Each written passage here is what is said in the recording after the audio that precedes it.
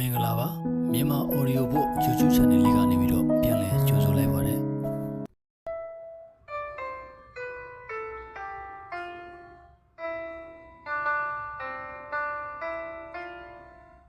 မင်္ဂလာပါ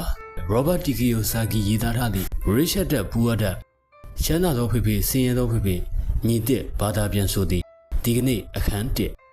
ချမ်းသာတဲ့ဖေဖေဆင်းရဲတဲ့ဖေဖေစာအုပ်သည့်အီစာရေးဆရာRobert Kiyosaki ၏ဖခင်ဖြစ်သူ PhD ဘွဲ့ရပညာရေးဌာနအကြီးအကဲကွယ်လွန်နှင့်သူ၏အခေမင်းဆုံးတငယ်ချင်း၏ဖခင်အသက်73နှစ်တွင်ကျောင်းမှထွက်၍ဟာဝိုင်မြို့တွင်အချမ်းသာဆုံးဇီးဝင်တစ်ယောက်ဖြစ်လာသူတို့၏ငွေကြေးနှင့်ပတ်သက်သည့်သင်ခန်းစာပေတကယ်ဖြစ်ရမှန်အဖြစ်ပြက်များပင်ဖြစ်ပါသည်ဤစာအုပ်သည်ရင်းနေကြစာအုပ်များမှခွဲထွက်ကာမိတ်ဆွေအတွက်ကြီးပွားရာလမ်းကြောင်းဤပုံစံအသစ်များကိုရှာဖွေပေးထားပြီးမူဘေးမှအစငွေတွေလက်ထဲများပြားစွာစုဆောင်းပြီးမှချမ်းသာရသည်မျိုးမဟုတ်ပဲတခြားသောနည်းလမ်းများဖြင့်ပင်စင်စားပွားရောက်သည့်အထိချမ်းသာစွာနေထိုင်နိုင်မဲ့နည်းလမ်းများကိုဖော်ပြထားပါသည်တင်သည်ချမ်းသာသူဖြစ်ရန်အတွက်ဝင်ငွေများပြားလာသောအလုပ်ကံမျိုးကိုရှာဖွေလုပ်ကံနေရလည်းမလိုပေတင့်အတွက်အမှန်တကယ်လိုအပ်နေသည်ကငွေကြေးနှင့်ဆိုင်တဲ့ပညာရေးဖြစ်၍ထိုပညာရက်ကိုဤစာအုပ်ကတင်အားပေးစွမ်းနိုင်လိမ့်မည်ဖြစ်သည်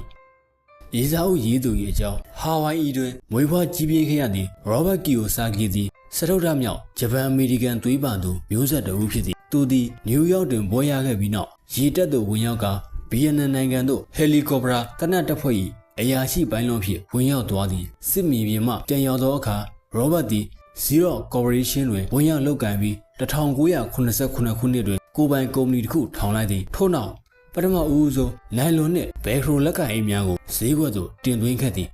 1985ခုနှစ်တွင်နိုင်ငံတကာပညာရေးကုမ္ပဏီတစ်ခုထောင်လိုက်သည်သူသည်ထိုကုမ္ပဏီမှတဆင့်ကမ္ဘာအနှံ့ပြားရှိလူပေါင်းများစွာတို့ကိုစီးပွားရေးနှင့်ရင်းနှီးမြှုပ်နှံမှုပညာရပ်များပို့ချခဲ့သည်1994ခုနှစ်တွင်သူ၏လုပ်ငန်းများအားလုံးကိုရောင်းချလိုက်ပြီးတော့အသက်49နှစ်အရွယ်မှာအငြိမ်းစားယူခဲ့သည်သူငြိမ်းစားယူပြီးနောက်မကြာခင်မှာဆင်းရဲတဲ့ဖေဖေချမ်းသာတဲ့ဖေဖေစာအုပ်ကိုရေးသားခဲ့သည်ထိုစာအုပ်သည်နယူးယောက်တိုင်းမဂ္ဂဇင်းကြီး၏နံပါတ်1ရောင်းအားအကောင်းဆုံးစီးဝင်ဖြစ်လာခဲ့သည်ထို့နောက်ဤစာအုပ်ကိုအတန်လွင့်ကတင်ဆက်ခဲ့သည်အတန်လွင့်အစီအစဉ်တွင်လည်းအလွန်ပင်အောင်မြင်ခဲ့သည်သူသည်အတန်လွင့်တင်ဆက်သည့်အစီအစဉ်များတွင်ချမ်းသာသောဖေဖေ၏ငွေကြေးလျှို့ဝှက်ချက်များစီးပွားရေးလုပ်ငန်းလျှို့ဝှက်ချက်များရင်းနှီးမြှုပ်နှံမှုလျှို့ဝှက်ချက်တွေကိုတင်ဆက်ထည့်သွင်းခဲ့သည်ထိုလျှို့ဝှက်ချက်များမှမိတို့အမျက်ထုတ်နိုင်မိဆိုသည့်အစီအစဉ်ကိုပါတင်ဆက်ခဲ့သည် Robert Kiyosaki သည်လက်ရှိအချိန်တွင်သူ၏မိသားစုနှင့်တူဖိနစ်မြို့တွင်နေထိုင်လျက်ရှိသည်အမှားစကားချမ်းသာသည့်သူ၏ဥပဒေတင်များထဲမှအမျက်ထုတ်ခြင်းချမ်းသာသူများသည်ကျွန်တော်တို့လိုလူတွေနှင့်မတူသောနည်းဥပဒေသားတွေအတိုင်းလိုက်နာကျင့်သုံးသောကြောင့်တင့်နေနှင့်ထိုဥပဒေသားတစ်ထဲကငွေကြေးကိုအမျက်ထုတ်နိုင်မည်ဖြစ်သည်ကျွန်တော်တို့အများစုသည်ကြောင်းသွားအတန်းတက်လုံခြုံစိတ်ချရသည့်အလုပ်တစ်ခုတွင်မြဲအောင်လုပ်ကြိုးကြိုးစားစားလုပ်စသည့်ပုံစံကွက်စီးမြင်ဥပဒေသားတွေတွင်ကြီးပြင်းလာခဲ့ရသည်သို့သောချမ်းသာသူများကတော့ကျွန်တော်တို့တွင်ပုံစံချမ်းသာသည့်နည်းစနစ်များကိုတိဆောက်၍ကျင့်ကြံလိုက်နာနေထိုင်ကြသည်အမှန်တိုင်းဆိုရရင်ချမ်းသာသူများသည်ကျွန်တော်တို့နှင့်လူများစုမသိကြတဲ့ကဘာတစ်ခုတည်းတွင်နေထိုင်ကြသူများဖြစ်ကြသည်ချမ်းသာသူများသည်အခွန်နည်းနည်းသာပေး၍သူတို့အိတ်ထဲသို့ငွေတွေမရက်မနာဝင်လာမိနီလန်တစ်ခုပေါ်တွင်သူတို့၏ဘဝကိုတိဆောက်ထားကြသည်တစ်ချိန်တည်းမှာပင်သူတို့အတွက်အမြဲစွန့်ကြံမိပေါ်တွင်သာသူတို့၏ငွေတွေကိုသုံးစွဲနေကြသည်တနည်းအားဖြင့်ဆိုရရင်ချမ်းသာသူများ၏နီလန်ဥပဒေသားများသည်သူတို့ကိုချမ်းသာမှုပေးသည့်နီလန်တွေသာဖြစ်သည်စတော့ဈေးဝက်ထဲမှာမြေသူသည်သာအမှန်တကယ်ချမ်းသာနေကြသည်ကိုစဉ်းစားကြည့်ပါအဲဒီကိစ္စတွင်10%သာဆုတ်ကန်၍အစုရှယ်ယာလုပ်ငန်းတွင်90%ပါဝင်သောချမ်းသာသူများ၏အနေအထားကိုမိတ်ဆွေသဘောပေါက်ပါရဲ့လားအမှန်တကယ်တွင်ချမ်းသာသူ10%သည်နိုင်ငံ၏စုစုပေါင်းကြွယ်ဝမှုကို1998ခုနှစ်က83%ထိပိုင်ဆိုင်ထားခဲ့ကြသည်တနည်းအားဖြင့်ဆိုရရင်ချမ်းသာနေသူများသည်ချမ်းသာပြီးရင်ချမ်းသာနေကြ၍အလဲလက်တန်းစားတို့သည်ချမ်းသာသူများ၏ဘဝပုံစံကိုမှီအောင်ကြိုးစားနေရမှအကျွေးပင်လယ်ထဲသို့နှစ်ပြီးရင်နှစ်နေကြခြင်းကပင်ချမ်းသာသူများအားပို၍ချမ်းသာစေမိအကြောင်းရင်းဖြစ်လာသည်ကိုတူးကိုချွန်၍တန်းကျဲတတိဘဝသို့ရောက်လာသည့် Robert Kiyosaki သည်ချမ်းသာသောဖခင်၏လျှို့ဝှက်ချက်များကိုကောင်းစွာရွေးချယ်နိုင်ခဲ့ပြီးတော့တန်းကျဲတတိဘဝသို့ရောက်ရှိလာခဲ့ခြင်းဖြစ်သည်သူ၏ချမ်းသာသောဖခင်သည်သူ့အားငွေမပေးခဲ့သို့သောငွေရစားကြီးစွာသောချမ်းသာမှုကိုသာစေစားနိုင်သောသူ၏လျှို့ဝှက်ချက်များကိုသာပေးသွားခဲ့သည်ယခုစာမျက်နှာပေါ်တွင်မိတ်ဆွေတွေ့ရမည်ဖြစ်သောအကြောင်းအရာများကိုသူချပွေရရှိခဲ့သည်ထိုစာများသည်ချမ်းသာနိုင်ရန်အတွက်ငွေများများဆဆမလိုအပ်ကြောင်းကိုပြသမည်ဖြစ်သည်တင့်အတွက်အမှန်တကယ်လိုအပ်သည်မှာ ငွေကြီးပညာရေးဖြစ်၍ထိုပညာ၏ပုံသဏ္ဍာန်ကိုအီဇာအုပ်ကတင့်အတွက်ဖော်ဆောင်သွားပေးလိမ့်မည်ဖြစ်သည်တတိပြုရမည့်စကားတစ်ခုအီဇာအုပ်မှာအချက်အလက်များသည်ငွေကြီးဆိုင်ရာအလဲအလက်အဆင့်တန်ဖိုးနှင့်လှုပ်ရှားနေသည့်လူများအပေါ်တွင်စိတ်နှောက်ယှက်ပေးနိုင်သည့်အလဲအလက်အဆင့်ဆိုသည်မှာလုံခြုံစိတ်ချရသောအလုပ်တစ်ခုတွင်ကောင်းမွန်စွာလုပ်ကိုင်နေသူများငွေကိုရှစ်ကုတ်စုဆောင်းကအနားယူခြင်းအတွက်ဦးစားမင်းစာများစုဆောင်းနေသူများပင်ဖြစ်ကြသည်အကယ်၍မိတ်ဆွေသည်စွန့်စားပြုလို့ရမည့်ဤစနစ်များကိုတန်ဖိုးရယူရမည့်အပေါ်မှာစိတ်ဝင်စားမှုမရှိပါကယခုဖတ်ရှုနေသည့်စာအုပ်ကိုပိတ်လိုက်ယူမျှသာရှိပါတော့သည်တနည်းအားဖြင့်ဆိုရမယ်ရှိသောတင်သည်ရေးရင်သောအကြံဉာဏ်တစ်ဖြင့်ငွေကိုရှာဖွေ၍တင့်ဘဝအတွက်ငွေရေးကြေးရေးဆိုင်ရာအကြောင်းတရားများကိုပြောင်းလဲပြရန်အသင့်ရှိနေမှမူဤစာအုပ်သည်တင်ရှာဖွေနေသည့်လိုအပ်ချက်များတွင်ဖြစ်နိုင်ပါသည်တင့်ငွေတွေကတင့်ကိုမြည်သို့နီးဖြင့်အခက်ပွေအောင်စေစားနေတယ်လဲဆိုတာကိုတင်သဘောပေါက်နိုင်ပါရဲ့လားသဘောပေါက်ပြီဆိုရင်တင့်ဘဝအတွက်အပင်ပန်းခံပြီးငွေကိုမရှာဖွေရသည့်ဘဝကိုရောက်နေပြီလားတဦးကချမ်းသာ၍တဦးကဆင်းရဲသောဖေဖေနှစ်ယောက်၏ပုံမြင်ကျွန်တော်တွင်ချမ်းသာသောဖေဖေနှင့်ဆင်းရဲသောဖေဖေဟု၍နှစ်ယောက်ရှိပါသည်အဖေတစ်ယောက်မှာပညာရေးတွင်အစဉ်တန်းမြင့်မား၍ဉာဏ်ရည်ကောင်းသည်သူသည် PhD ဘွဲတစ်ခုကိုရယူပြီး၄နှစ်ပြည့်မှရယူနိုင်မည့်ဘွဲတစ်ခုကို2နှစ်အတွင်းမှာရအောင်ယူပြနိုင်ခဲ့ပါသည်သူသည်ရှီကာဂိုမြို့၏တက္ကသိုလ်ဖြစ်သည့် Stanford University သို့ဆက်တက်ခဲ့သည်ထိုမှတဖန်ငွေရေးကြေးရေးဆိုင်ရာပညာရပ်များကိုကော်လွန်ကျော်ဝစီရန်နောက်ဝက်တန်းတက္ကသိုလ်တွင်ဘွဲလွန်တန်းများကိုထပ်မံတက်ရောက်ခဲ့သည်နောက်ဖေဖေတစ်ယောက်မှမူရှစ်တန်းပင်မအောင်ခဲ့သူဖြစ်သည်ဖေဖေနှစ်ယောက်စလုံးမှာသူ့၏အသက်မွေးမှုလုပ်ငန်းများတွင်အောင်မြင်နေကြပြီးတသက်လုံးအလုပ်ကိုကြိုးကြိုးစားစားလုပ်ကိုင်ခဲ့သူများဖြစ်သည်နှစ်ယောက်စလုံးကဝင်ကောင်းကြသည်တို့ရာတွင်တယောက်မှာတော့ငွေချင်းနှင့်ပတ်သက်ပြီးအမြဲရုန်းကန်နေရသည်နောက်တစ်ယောက်ကတော့ဟာဝိုင်ယီတွင်အချမ်းသာဆုံးစီးဝင်တူဖြစ်လာသည်တယောက်မှာကွယ်လွန်ချိန်မှာသူ့မိသားစုအတွက်အလူခံဌာနများအတွက်သူ၏ဖျားเจ้าများအတွက်ဒေါ်လာသန်းပေါင်းများစွာထားခဲ့နိုင်ခဲ့သည်နောက်တစ်ဦးမှာကပေးဆက်စရာအကျွေးမြီများကိုသာရှန်ထားခဲ့လေသည်ဖေဖေနှစ်ယောက်စလုံးမှာတတော်မြည်တမ်းမာ၍မြင့်မြတ်သောစိတ်ဓာတ်နှင့်တူဩဇာအာဏာရှိသူများဖြစ်ကြသည်ထိုယောက်ျားသားနှစ်ယောက်စလုံးမှာကျွန်တော်အားအကြံဉာဏ်များပေး၏သို့သောနှစ်ယောက်စလုံးပေးသည့်အကြံဉာဏ်များမှာထပ်တူညီမျှမတူညီကြပေနှစ်ယောက်စလုံးသည်ပညာရေးတွင်ပြင်းထန်သောယုံကြည်ချက်များထားရှိသည်သို့သောသူတို့ညွန်ပြပြောဆိုသည့်လေ့လာသင်ယူမှုများသည်လုံးဝတူညီမှုမရှိပါအကယ်၍ကျွန်တော်တွင်ဖေဖေတဦးတည်းရှိပါကကျွန်တော်အတွက်ပေးလာသောအကြံကိုလက်ခံလင်လက်ခံမည်ညင်းပယ်ရင်ညင်းပယ်မည်ဖြစ်သည်အခုတော့ဖေဖေနှစ်ဦးရှိနေ၍သူတို့နှစ်ဦးကပေးလာသောအကြံဉာဏ်များကိုမိမိ၏ရှုတော်မှနေ၍ရွေးချယ်ရမည်ဖြစ်သလိုထိုနှစ်ယောက်စလုံးမှာလည်းတဦးကချမ်းသာသောဖေဖေဖြစ်၍တဦးကဆင်းရဲသောဖေဖေဖြစ်နေပါသည်ကျွန်တော်ဒီသူတို့ပေးသည့်အကြံဉာဏ်များကိုဒီတိုင်းလက်ခံထားခြင်းမရှိသလိုညင်းပယ်ပြစ်ခြင်းလည်းမရှိပါထိုအကြံဉာဏ်များကိုရှယ်ကားတွေးခြင်းနှိုင်းယှဉ်ခြင်းများပြုလုပ်၍ကိုယ့်အတွက်တင့်တော်မီထင်သည်များကိုရွေးချယ်နေမိသည်ပြဿနာရှိသည်ကချမ်းသာသောဖေဖေသည်ထိုစဉ်ကမချမ်းသာသည်ဆင်းရဲသောဖေဖေသည်ထိုစဉ်ကမဆင်းရဲသည်နှစ်ယောက်စလုံးမှာသူတို့၏အလုပ်တောင်းဝင်များကိုအစပြုဆောင်ရွက်ဆဲပြီးတော့နှစ်ယောက်စလုံးသည်ငွေကြေးအတွက်မိသားစုအတွက်ကြိုးစားရုန်းကန်ရှာဖွေနေကြသည်သို့သောငွေနှင့်ပတ်သက်လာရင်တော့သူတို့တွင်မတူညီသောအမြင်ကိုယ်စီရှိနေကြသည်ဥပမာဆိုရရင်ဖေဖေတယောက်ကငွေတစ်ခုတည်းကိုပဲရှိတာဟာမကောင်းမှုအလုံးရဲ့ရေးသောမြစ်ပဲဟုဆိုရင်ကြံဖေဖေတယောက်ကငွေမရှိခြင်းဟာမကောင်းမှုအလုံးရဲ့ရေးသောမြစ်ပဲဟုဆိုနေတတ်သည်အားကြီးလာသောဖေဖေနှစ်ယောက်၏ဩဇာလွှမ်းမိုးမှုခံရသောကျွန်တော်လိုလူငယ်တယောက်အနေနှင့်အခက်အခဲတွေကြုံရသည်ကျွန်တော်သည်မိဘစကားကိုနာခံတတ်သောသားလေးမတယောက်ဖြစ်ရှင်သည်တို့ရာတွင်ဖေဖေနှစ်ယောက်၏ဆိုဆုံးမမှုများမှာတူညီတာဆို၍ဘာတစ်ခုမျှမရှိပေငွေပေါ်ထားသည့်သူတို့၏သဘောထားနှင့်ပတ်သက်လျင်နှိုင်းယှဉ်ကြည့်မိနေသည့်ကျွန်တော်သည်မိမိ၏စုံစမ်းမှုများကိုအားထုတ်၍အစီအစဉ်များရေးဆွဲနေမိသည်သူတို့တဦးချင်းပြောသောစကားများကိုပို၍အချိန်ကြာကြာတွေးတောတက်လာသည်ကျွန်တော်၏မြောင်များလားစွာသောကိုယ်ပိုင်ချိန်များကိုပြန်တွေး၍ဖေဖေရာဒီစကားကိုဘာကြောင့်ပြောရတာလဲဟုမိမိကိုယ်ပြန်ပြီးတော့မေးခွန်းထုတ်နေမိသည်နောက်ဖေဖေကပြောသောစကားများကိုလည်းထို့သို့ပင်ပြန်လည်မေးခွန်းထုတ်နေမိသည်ဟုတ်တယ်သူပြောတာမှနဲ့ဒါကတော့ငါသဘောတူတယ်ဟုတာမန်သာလက်ခံလိုက်မည်ဆိုရင်တော့ခေါင်းရှုပ်စရာအကြောင်းမရှိပေဒီဘိုးကြီးကဘာတွေပြောနေမှမသိဘူးအဲ့ဒီလိုရင်းပယ်လိုက်မည်ဆိုလဲကျွန်တော်အတွက်ခေါင်းရှောက်နေစရာအကြောင်းမရှိကျွန်တော်ဒီသူတို့ပြောသောစကားများကိုအမှုမဲ့အမှတ်မဲ့ထားလိုက်သည့်ထက်ဖခင်နှစ်ယောက်စလုံးကိုကျွန်တော်အလွန်ရှင်းနေသောကြောင့်သူတို့၏စကားများကြောင့်ကိုဘာသာကိုပင်အားစိုက်၍တွေးတက်လာသည်ကျွန်တော်ဒီမိမိအတွက်အကျိုးရှိသည့်များကိုရွေးချယ်တွေးတောတက်လာသောကြောင့်ရေရှည်တွင်မိမိအတွက်အလွန်ပင်အကျိုးရှိလာခဲ့သည်သူတို့ပြောသောစကားများကိုတာမန်သဘောမထားခြင်း၏အကျိုးအမြတ်ဟုလည်းဆိုနိုင်သည်ချမ်းသာသူသည်ပို၍ချမ်းသာလာရခြင်းဆင်းရဲသူတွေပို၍ဆင်းရဲလာရခြင်းနှင့်အလယ်လက်တန်းစားများသည်လေလော်ရင်းတက်ကြိုးဖြစ်နှင့်ကျွေးလဲပင်အထိနှိမ့်ရခြင်း၏တခုတည်းသောအကြောင်းရင်းမှာသူတို့သည်ငွေကြေးနှင့်သဘောတရားကိုအိမ်မှသာသိခဲ့ရပြီးတော့အကြောင်းများတွင်မတင်ကြားခဲ့ရသောကြောင့်ဖြစ်လေသည်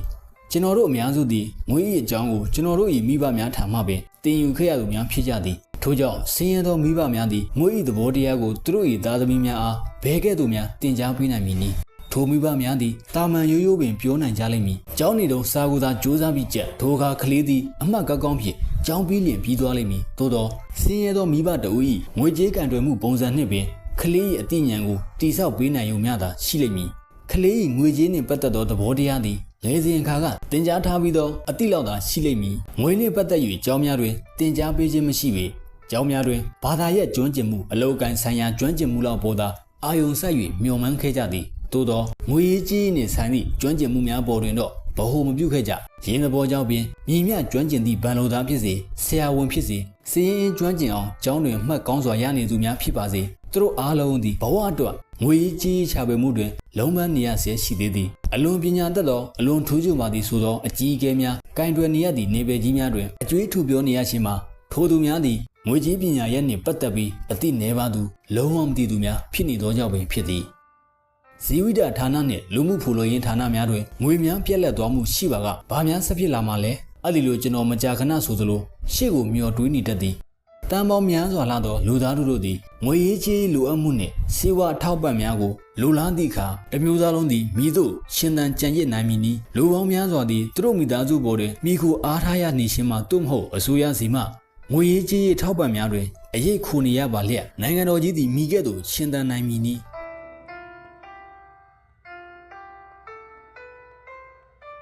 အဖေနှစ်ယောက်၏ဩဇာကိုကျွန်တော်ခံယူထားသောကြောင့်နှုတ်စလုံးစီမှကျွန်တော်တင်ယူနေရပါသည်ကျွန်တော်သည်အဖေတယောက်စီအကြံပေးမှုနှင့်သူတို့လောက်ကိုင်မှုအကြောင်းကိုတွေးတောတက်လာသောကြောင့်အတွင်းသို့ထိုးပေါက်မြင်ကြည့်လာတတ်သောကြောင့်အစွမ်းတတ္တိနှင့်တူလူတယောက်၏ဘဝထဲသို့ဝင်ကြည့်တတ်သောအတွေး၏ထက်မြက်မှုကိုရရှိလာခဲ့သည်ဥပမာနှင့်ပြရမည်ဆိုရင်တဦးသောအဖေကဤသို့ပြောတတ်သည့်အကျင့်ရှိသည်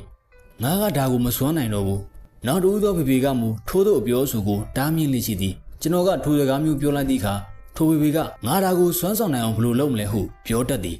တဦးကအကြောင်းအရာတစ်ခုကိုခင်းလိုက်လျင်နောက်တဦးကမေးခွန်းတစ်ခုဖြင့်ပြန်မေးတတ်သည်တယောက်ကကျွန်တော်ကိုချိတ်ဖြုတ်ပြီးချိန်တွင်ကြံတယောက်ကကျွန်တော်ကိုစဉ်းစားခိုင်းသည်ဖေဖေနှစ်ယောက်စလုံးသည်အလုတ်ပင်ပန်းကြတော့လဲငွေနှင့်ပတ်သက်သည့်အကြောင်းအရာများပေါ်သည့်အခါဖေဖေတယောက်ကအဲ့ရထဲရောက်သည့်အထိထိုအကြောင်းကိုအုံနောက်ထဲထားတတ်သည့်အကျင့်ပါရှိ၍နောက်တဦးသောဖေဖေကမူအုံနောက်ကိုလေ့ကျင့်ခန်းလုပ်၍မေးဖြောက်ပစ်တတ်သည့်အကျင့်ရှိနေသည်ရေရှည်မှာတော့တဦးသောဖေဖေသည်ငွေရေးဆိုင်ရာအပိုင်းတွင်အင်အားတိမ်ပါလာ၍နောက်တဦးသောဖေဖေမှာအင်အားကြီးမားသည့်ဖြစ်သို့ရောက်လာသည်ကျွန်တော်၏ဖေဖေနှစ်ဦးလုံးသည်အရှိနေတိုင်းတွင်ဆန့်ကျင်ဘက်အသွင်ရှိကြသည်တဦးသောဖေဖေကလုပ်ရန်စီခိုင်းတတ်၏မင်းစာကိုကြိုးစားတဲ့ဒါမှကောင်းတဲ့ကုမ္ပဏီမှာအလုပ်ရလိမ့်မယ်နောက်တဦးစီခိုင်းပုံကမင်းစာကိုကြိုးစားတဲ့အဲ့ဒါမှကုမ္ပဏီကောင်းကောင်းတစ်ခုကိုဝယ်ယူနိုင်လာလိမ့်မယ်အဲ့ဒီလိုဟူ၍ဖြစ်သည်တယောက်ကငါမချမ်းသာရတဲ့အကြောင်းရင်းတွေကမင်းတို့လိုသားသမီးတွေရှိနေရတဲ့အတွက်ကြောင့်ဟုပြောလင်နောက်တယောက်ကတော့မူငါချမ်းသာလာရတဲ့အကြောင်းကတော့မင်းတို့လိုသားသမီးတွေရှိနေလို့ပဲလို့ပြောတတ်ပြန်သည်ဖေဖေတဦးကထမင်းဝိုင်းတွင်ငွေကြေးအကြောင်းကိုဆွေးနွေးပြောဆိုတာကိုတားမြစ်တတ်သည်နောက်တစ်ယောက်ကတော့ညစာထမင်းဝိုင်းထဲမှာငွေအကြောင်းစီးပွားရေးအကြောင်းပြောဆိုသည်ကိုအားပေးအားမြောက်နှင့်ရှိတတ်ပြန်သည်တယောက်ကငွေနှင့်ပတ်သက်လာတိုင်းထဲထဲ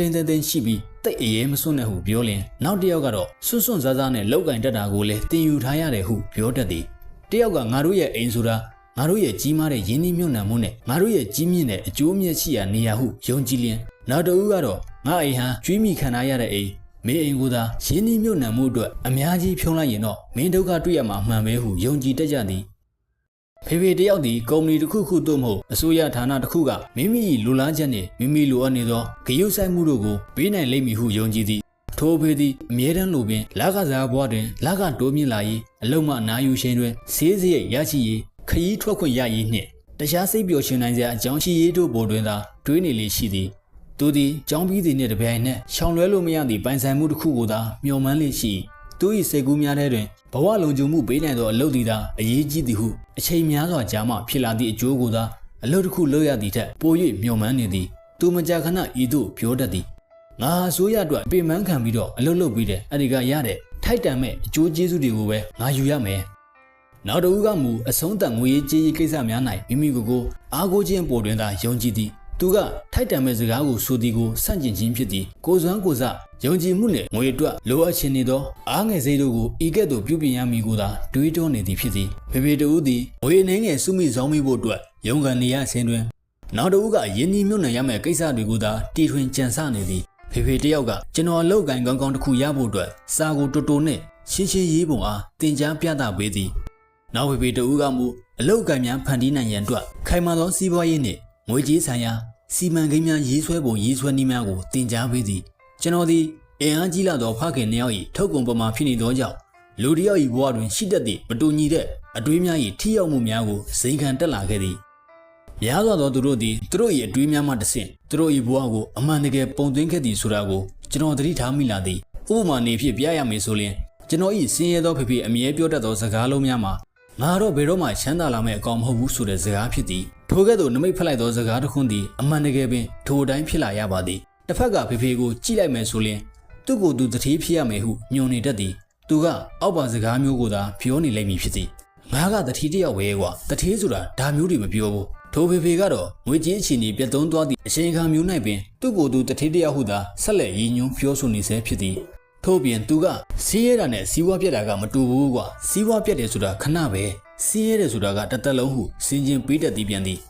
ကျွန်တော်၏စီးရဲသောဖေဖေကလည်းငါကငွေကိုစိတ်ဝင်စားတာမဟုတ်ဘူးကွာငွေကတိတ်ပြီးတော့အရေးမကြီးဘူးဟုပြောလေပြောထားရှိသလိုချမ်းသာသောဖေဖေကလည်းငွေဆိုတာစွမ်းအားပဲကွာဟုပြောတတ်ပါသည်ထို့ကြောင့်ကျွန်တော်တို့အတွေးများသည်စွမ်းအားကိုတိုင်းတာ၍မရသလိုတန်ဖိုးဖြည့်၍မရခဲ့တော့လဲကျွန်တော်လိုကလေးတယောက်အနေနဲ့မိမိအတွေးကိုသတိပြုမိပြီးတော့မိတို့ဖော်ဆောင်ရမည်ဆိုတာကိုရိပ်မိသိရှိလာခဲ့သည်ကျွန်တော်၏စင်ရဲသောဖေဖေစင်ရဲနေရသည့်အကြောင်းရင်းများမှာသူ့ဝင်ငွေပမာဏကြောင့်မဟုတ်ပဲသူ့၏အတွေးများကြောင့်သူ၏လှုပ်ဆောင်မှုများကြောင့်သာဖြစ်သည်ဟုကျွန်တော်ကသတိပြုလာမိသည်ကျွန်တော်ဒီကလေးငယ်ဘဝကလေးကမိခဲ့သူသောတွေးခေါ်မှုကိုဂရုတစိုက်သူ့ပလှုပ်ဆောင်ရမည်ဆိုသည်ကိုသိရှိလာခဲ့ပါသည်ကျွန်တော်အနေနဲ့စင်ရဲသောဖေဖေ၏စကားကိုနားထောင်ရမလားချမ်းသာသောဖေဖေ၏စကားကိုနားထောင်ရမလားဆိုတာမသိသေးပါသူတို့နှစ်ယောက်စလုံးသည်ပညာရေးနှင့်သင်ယူမှုကိုအလွန်လေးစားသူများဖြစ်ကြတော့လဲသင်ယူခြင်းနှင့်အရေးပါမှုပေါ်တွင်သူတို့နှစ်ယောက်စလုံး၏အတွေးများကတူညီမှုမရှိကြပေတယောက်ကကျွန်တော်ကိုပညာရေးတွင်ကြိုးစားပြီးတော့ဘွဲ့တွေရအောင်ယူစေခြင်းသည်ဘွဲ့ရပြီးလင်ဝင်ငွေကောင်းသောအလုပ်တစ်ခုခုကိုရစေခြင်းသည်ရှင့်နေစီရင်ကန်စီးပွားရေးကြောင်းတစ်ကြောင်းတက်ပြီးတော့ MBA ဘွဲ့စသည့်ပညာရေးတစ်ခုခုကိုပေါက်ပေါက်မြက်မြောက်ဖြစ်စေခြင်းသင်ယူစေခြင်းသည်ကျန်တယောက်ကတော့ချမ်းသာအောင်မိတို့လှုပ်ဆောင်တဲ့နည်းဆိုတာကိုသင်ယူစေခြင်းသည်ငွေကြေးနှင့်လှုပ်ဆောင်မှုများကိုနားလည်စေခြင်းသည်ငွေရအောင်မိခဲ့သူလုံးမလဲငွေကိုမိခဲ့သူအသုံးချမိကိုလေ့လာသင်ယူစေခြင်းသည်ကျွန်တော်အသက်9နှစ်အရွယ်ကငွေကြေးနှင့်ပတ်သက်သည့်ချမ်းသာသောဖေဖေ၏အကြံပေးချက်ကိုနားထောင်ပြီးတော့သင်ယူရန်ကျွန်တော်ဆုံးဖြတ်ချက်ချခဲ့ပါသည်ထို့သောဆုံးဖြတ်ချက်ချလိုက်သည့်နှစ်ကောလိပ်မှဘွဲတွေအများကြီးရယူထားသည့်ဆင်းရဲသောဖေဖေ၏စကားကိုနားမထောင်ရန်လဲဆုံးဖြတ်ချက်ချခဲ့ရပါသည်ထိုဆုံးဖြတ်ချက်ကြောင့်များစွာထူးခြားသွားခဲ့ရပါသည်ကျွန်တော်ဒီပညာတွေအများကြီးတက်ပြီးဘွဲတွေအများကြီးရထားသည့်ဆင်းရဲသောဖေဖေထံမှငွေကြေးနှင့်ပတ်သက်တဲ့အကြံပြုချက်များကိုလက်မခံရန်ဆုံးဖြတ်ခဲ့၍စိတ်မကောင်းဖြစ်ခဲ့ရတော့လဲထိုဆုံးဖြတ်ချက်သည်ကျွန်တော်ဘဝ၏နောက်ပိုင်းတစ်လျှောက်လုံးကိုပုံသွင်းပေးနိုင်သည့်ဆုံးဖြတ်ချက်ဖြစ်ခဲ့ရပါသည်ကျွန်တော်ဒီမိစုစကားကိုနားထောင်ရမလဲဆိုတာဆုံးဖြတ်ချက်ချပြီးတဲ့နောက်ကျွန်တော်၏ငွေကြေးနှင့်ပတ်သက်သည့်သင်ခန်းစာများကိုစတင်လေတော့သည်ကျွန်တော်၏ချမ်းသာသောဖေဖေနှင့်ငွေကြေးနှင့်ပတ်သက်သည့်သင်ခန်းစာများကိုကျွန်တော်အသက်39နှစ်ရောက်သည့်အထိအနှစ်30လုံးလုံးတင်ကြားပေးခဲ့သည်ကျွန်တော်၏ထုံတိုင်းလာသောအုံနောက်ထဲသို့ငွေကြေးနှင့်ပတ်သက်သည့်သင်ခန်းစာများရောက်သွားပြီးကျွန်တော်လုံးလုံးရရနားလည်သွားလောက်ပြီဟုသဘောပေါက်ချိန်ကြမှသာတင်ကြားခြင်းကိုရပ်တန့်လိုက်ပါသည်ငွေကြေးသည့်စွမ်းအား၏အသွင်တစ်ခုပင်ဖြစ်သည်တို့ရတွင်ငွေကြေးနှင့်ပတ်သက်သည့်ပညာကပို၍စွမ်းအားကြီးမားသည်ငွေဆိုသည်မှာဝင်လိုက်ထွက်လိုက်သဘောတဘာဝရှိသည်တို့ရတွင်ငွေကြေးနှင့်ပတ်သက်သည့်လှုပ်ဆောင်မှုများကိုနားလည်ပြီးတော့ငွေကြေးပညာကိုတက်ကြွမည်ဆိုပါကတင့်နေနှင့်ငွေကြေးကိုအနိုင်ရရှိပြီးတော့စီးစိမ်ချမ်းသာကိုလှုပ်ဆောင်နိုင်မည်ဖြစ်သည်အရာရာအကောင်းမြင်တဲ့ယုံတစ်ခုတည်းနဲ့လှုပ်ဖြစ်နိုင်မည်မဟုတ်ပါအကြောင်းမှာအများစုသည်ကျောင်းတွေတက်ကျောင်းတွေပြီးသွားကြပြီးနောက်ငွေကြေး၏လှုပ်ဆောင်ချက်များကိုမသိယူခဲ့ကြသောကြောင့်ဖြစ်သည်သူတို့၏ဘဝသည်ငွေကြေးအတွက်လှုပ်လှုပ်ရင်းနဲ့ကုံဆုံးသွားကြသောကြောင့်ဖြစ်သည်ကျွန်တော်ထိုသင်ခန်းစာများစယူခဲ့စဉ်က9နှစ်သားရွယ်ပင်ခြိသေးသောကြောင့်ကျွန်တော်၏ချမ်းသာသောဖေဖေကတင်ကြားပေးသည့်သင်ခန်းစာများမှာမိတ်ဆက်အဆင့်သာရှိခဲ့ပြီးတော့ရိုးရိုးရှင်းရှင်းရှိခဲ့သည်ထိုသင်ခန်းစာများသည်အဖြေထုတ်ရန်မလိုသောလမ်းညွှန်ချက်သင်ခန်းစာများဖြစ်ခဲ့သည်ထိုလမ်းညွှန်ချက်များကပင်အပြောင်းလဲများပြီးတော့မတေချာလုံးသောလောကကြီးတွင်မိခဲ့သို့ပင်ဖြစ်နေစေကမူတင်းနှင့်တင်း၏ရင်သွေးများကိုချမ်းသာကြွယ်ဝသည့်ဘဝသို့ရောက်ရှိအောင်အထောက်အကူပေးနိုင်ပါလိမ့်မည်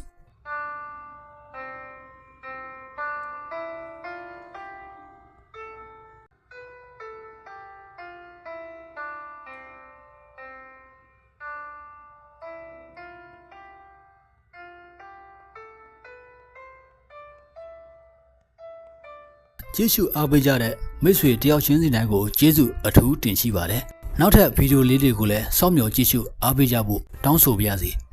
နောက်ထပ်ဗီဒီယိုအသစ်တွေတင်တန်းသိရအောင်ကျွန်တော်တို့ရဲ့ channel လေးကို notification ယူထားပေးကြပါဦးခင်ဗျာအားလုံးပဲ